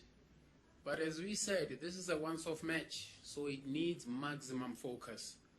Without stressing too much about the outcome, go through it with the understanding that it is the only 90 minutes. After that 90 minutes, you have no option again.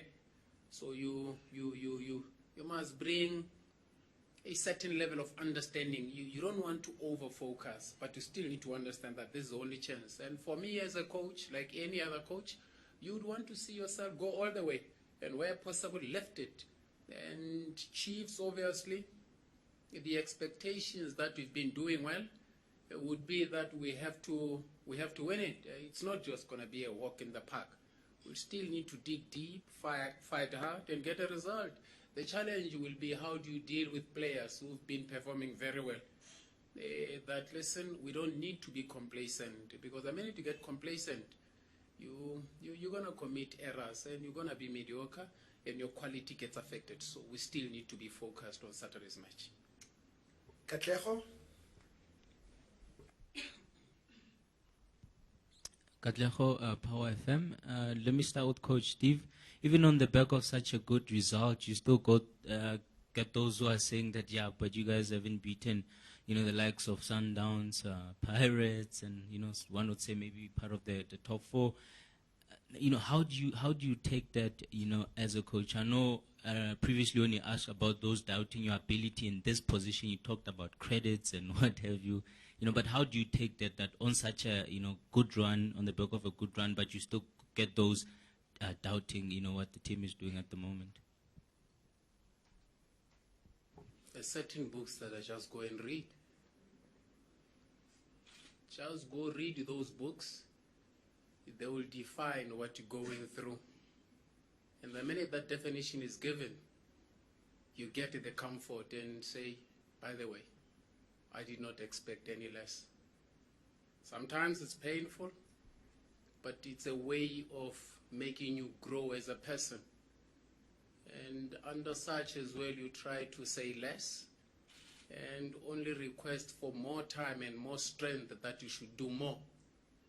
And up until that time, the questions and question marks shall forever remain. And the less you respond to that, the better you focus on the job at hand. The response would be on the field. That's what you have to do. All right, we'll go to Velile on my left.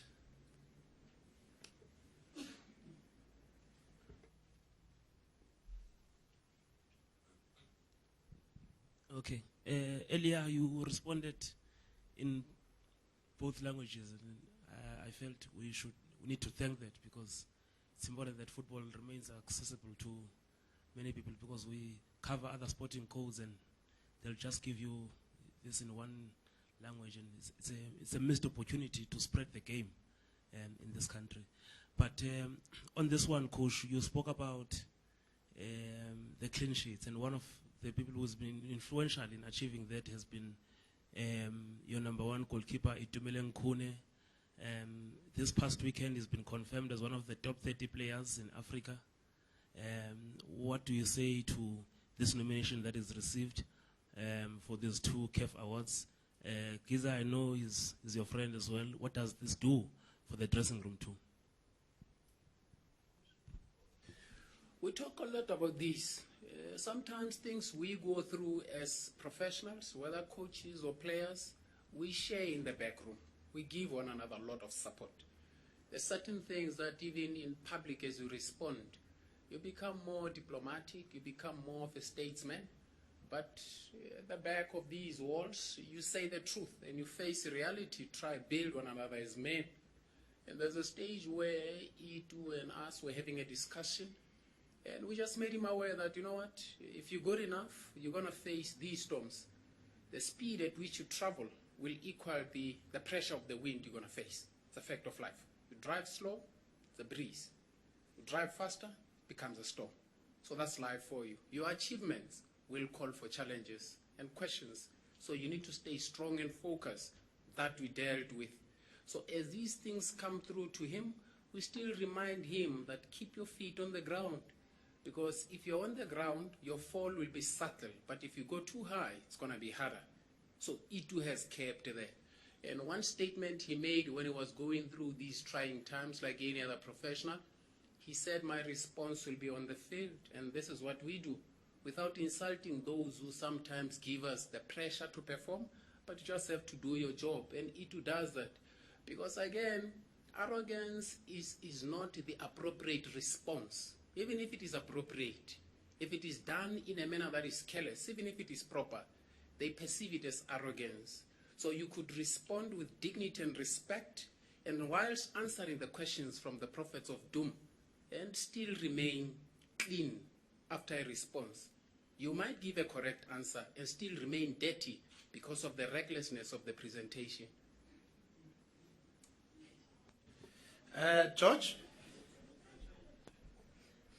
Yeah, when he got the news, I was sharing a room with him at camp, so he was obviously delighted with the nomination. He's one person that works very hard and very impatient on the results. If he's working hard and doesn't see rewards, he gets frustrated sometimes. So he was very, very happy, and I'm also happy for him. The whole team is. So we wish him well on the nomination. All right, we move on to the next question.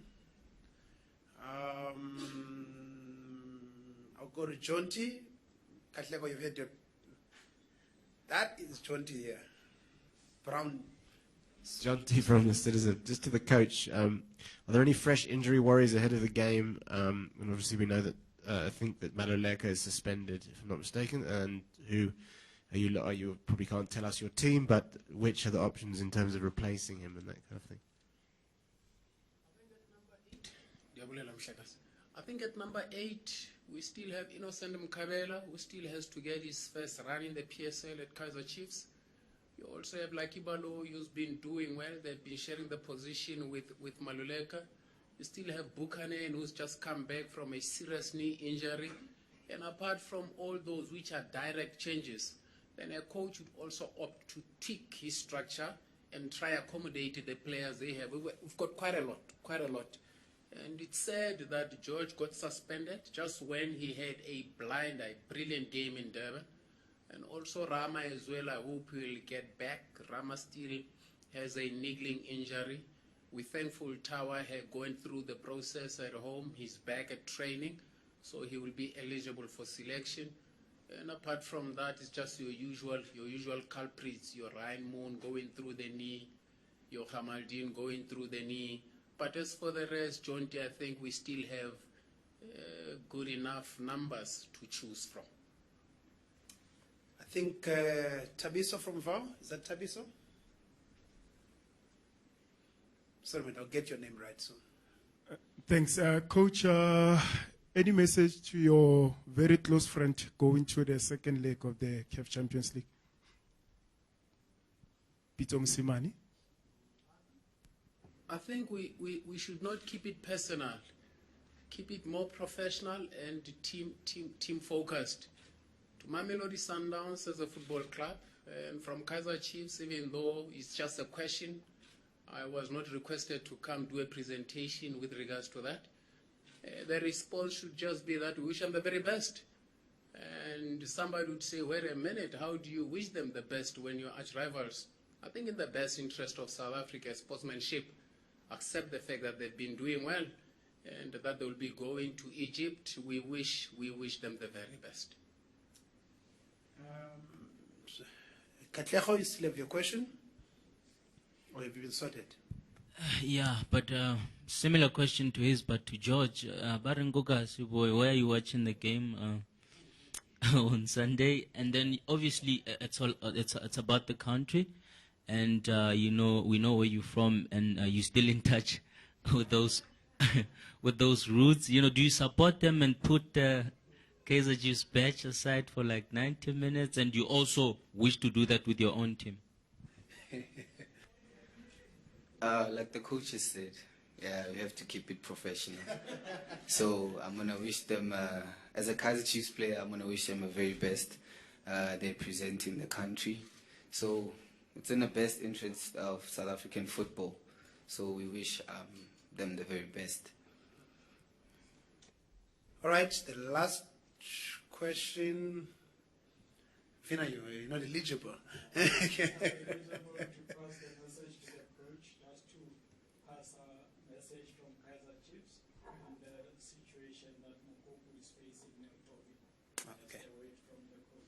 Okay, we'll get there in a second. Wait, Velile, I have to check if there's a new candidate. There we go, sorry. I don't know whether you're also raising your hand on behalf of someone like Mazola or not. No, Good afternoon, Coach. Pure from SAPC. Coach, lately you've been scoring a few goals, 2 goals upwards, and against the same team, Maritzburg United, in the MTN-8 last season. There have been plenty of goals. Are we likely to see that again this coming weekend? Hey, I wish it could even rise to 4, because whilst it is 2-8, the pressure, Baba. As I said in one of the interviews, drinking water on the bench is a mission. So maybe I should deflect the question to my next door neighbor here. Score a bit more quick enough so that I can chill on the bench. Velile, you'll take the last question.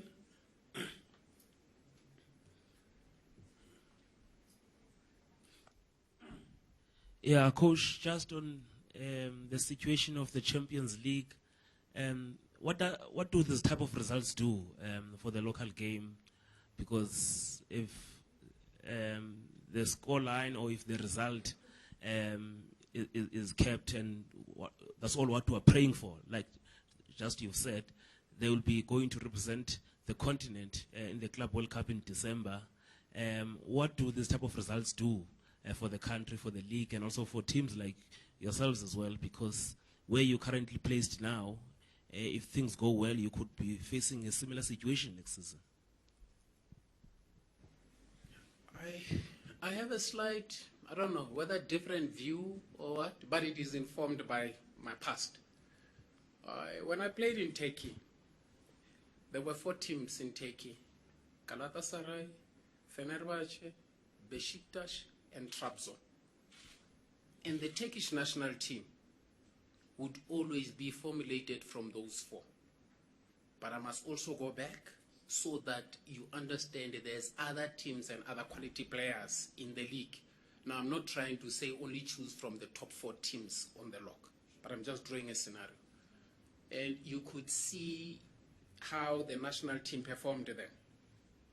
You go to Germany, Borussia Dortmund, Bayern Munich, doing well in the Champions League, would send a message and set a tone for the national team. If you go to Spain, the same happens with Real Madrid, Barcelona, here and there, Diego Simon's team, Atletico. Then the selections start. Now, it makes your life easy as a national coach when you have 4 strong teams campaigning in the continent, because it guarantees you an opportunity to get a stronger national team. And when you come back home here, I'm not saying let's go back to that. Quality is quality, you cannot ignore. But what we picked up in the past as well, when we had very strong 4 teams in South Africa, the national team would come almost from those. And when you have strong 4 teams campaigning in the continent, the experience and exposure of such players will definitely show with the national team.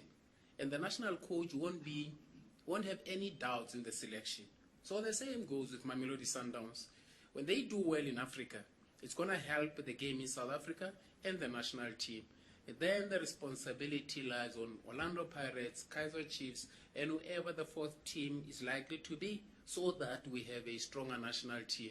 And when teams perform like that, you have a stronger national team, then you can continue to dominate. But again, the biggest challenge, and I'm saying this with my shoulders almost shrugged, asking for understand, I'm saying this out of humility. The responsibility of teams that are capable in any league is not only to play the game, is to also define the national game. Sometimes you find the national game is all over for lack of definition. But when you have, I'll go out because if I come stay local, it might have some connotations.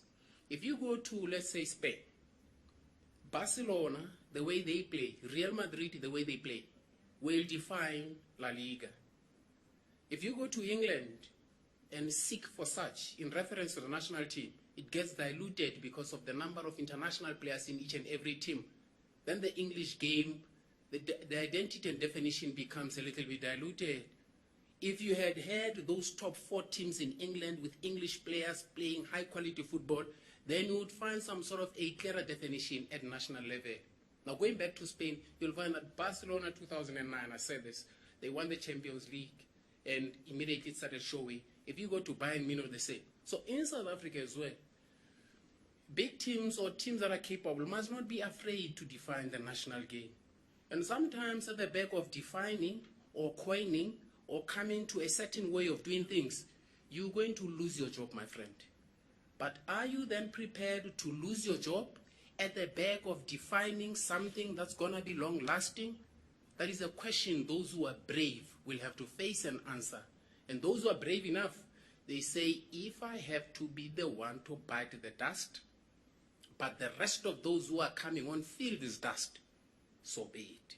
So we still need to define the game, not only campaign in Africa, but the game in South Africa, so that you can, when a big team plays, the rest of the other teams, there are certain things that they have to steal from them.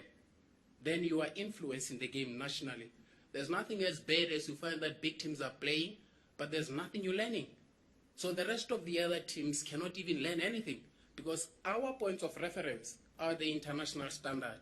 Their points of reference, one or the other, in as much as it is international, but it is more to us. When I worked at all these other teams, I wanted to end up at a big club like Chiefs, and I did. George, having been from wherever, he wanted to end up at Chiefs, yes. But players at Chiefs must look to OR Tambo. Your point of reference is to go international. From here, the next step should be leave this country, go outside. The same should happen with the game. But sometimes, and I'm not blaming you, I'm not blaming anybody, we are reluctant to define the game, aggressively so. And when there are such initiatives, whether for lack of clarity or we decide to ignore, but we do not highlight and push them so that we can consolidate the game in South Africa. Still waiting for a day for somebody to say, let us consolidate it. That was a positive. Can we build on that? But sometimes even the positives get short depending on who raises the positive. And negatives would be highlighted because they are carried by those who are at the position to be glorified. On Nil Tovi, Coach Steve, just a message. I think it said Unil is suffering the second setback. And I'm sure the Almighty would say, you've gone through this once. I'm taking you through this for the second time, and I don't think you would fail because you've been through it. We pray for him.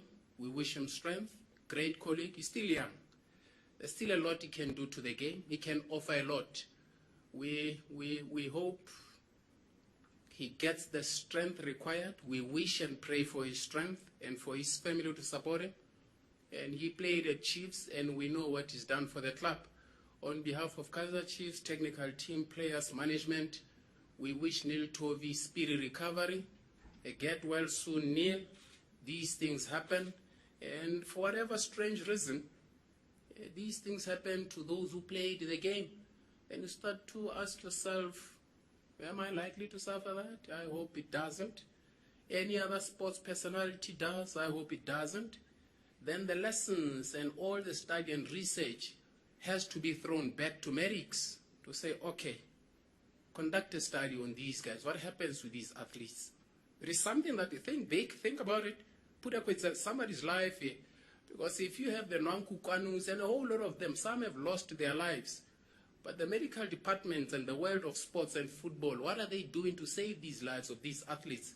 Because if we don't stop it with Nil Tovi, it's going to happen with another Nil Tovi sometime to come.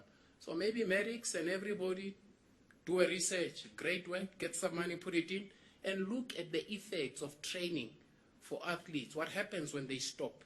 What are the consequences? So that when they start to do this job, they start with the end in mind, that they can avoid the disaster. We wish him well, and God bless him. All right, Coach Steve, just before we wrap up on a bit of a lighter note maybe, and a little bit of a personal level, do you want to share with us which book are you reading at the moment? You don't want to know. Which one is it, man? I'm reading books that are thorny, that sometimes I don't want to pronounce. And there's one that I wish, the day I die, go to my family, ask them for a notebook I used to keep or whoever has my coat, I don't know whether my finger would work when I'm a dead man. Use it as a pin. Go to quotes. There's a lot that I write there. But when I'm dead, when you read it, that's when it will make sense. For as long as I'm alive, it is senseless because I'm there. But it will make sense when I'm dead. But it will be a source of inspiration for those who are alive. We live to let live. We die to give life to those who stay behind. For as long as you're alive and you pronounce right, it's nothing. The only time your pronouncements which were right are when you are dead, when they're standing on top of you and looking at you and say, oh my God, he was this. When they read that, then people will listen. Nobody listens to you when you're still alive. And my friend, keep on keeping on. It's just a matter of time. They shall learn from what you said. What happened in the 17th century is what I'm reading. Makes sense with me today. But as it happened then, nobody wanted to listen. I'm reading one stupid book, but very powerful as is. The Making of a Slave. That's one book that I'm reading, The Making of a Slave. You know, during era of slavery, this is the last one, Vina, and I'm sure I'm not saying this as a Kaizer Chiefs coach, but just as a scholar. What used to happen with slaves in the US in the 17th century, when they were taken to the south to work in the plantations, the male slaves, they would be taken and they will be tied on a horse. They say you must tame the male slave like a horse. The way they treated horses, they used to treat black slaves like that. They would tie the man's leg on a horse, tie a man's leg on a horse, and they will hit these horses to run in opposite direction so as to put order and discipline on the slave. And this process would be done in front of the family, in front of the wife, so that fear can be instilled in them. And they said, if you can do that in front of the female slave, they will then learn to discipline their kids so that they don't misbehave like their father because they have seen the tragedy that is likely to follow. That to me gives me discipline. It goes deep. It gives me the comfort and the sense of tranquility that the challenge I'm facing is but nothing. There had been more, there had been worse. Go read that book, it makes you think. It's nice. Thank you very much, Coach. Thank you very much, George, and members of the media. Good afternoon, everyone.